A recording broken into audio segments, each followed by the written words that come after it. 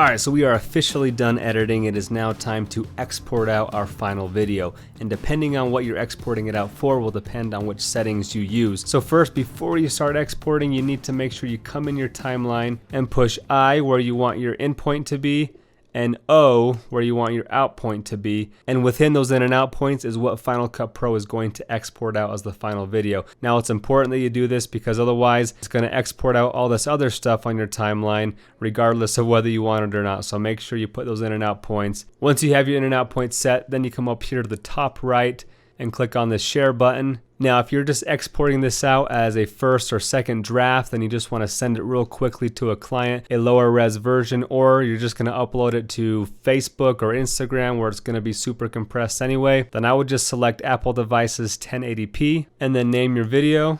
Then come in here to settings, and if you want this to be highest quality, I would select better quality. And then go ahead and push next, and it will ask you where you want to save that video file to. Push save, and it will begin exporting, and you can see it up here, and you can see how long it's going to take for that to export.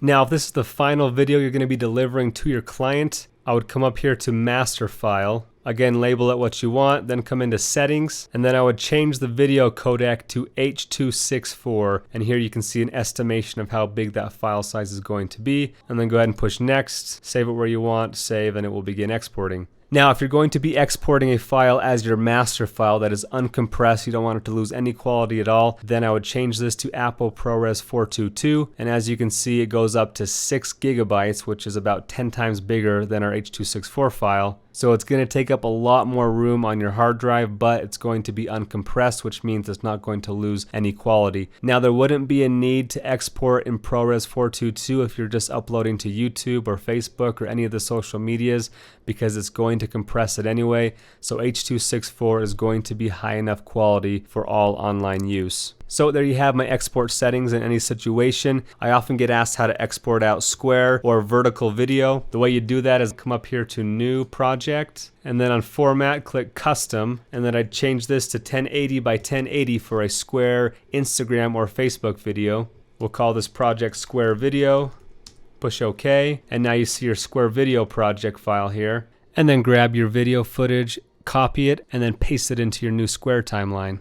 And then again scale it up until it fills out the whole square. And then once you have your square video the way you like it, again come up to export, master file, settings, and select H.264, and you see your resolution is 1080 by 1080, which is a square. Push next, save it where you want, and you're ready to export your square video. For a 4x5 video, you come up to project, and it's going to be 1080 by 1350.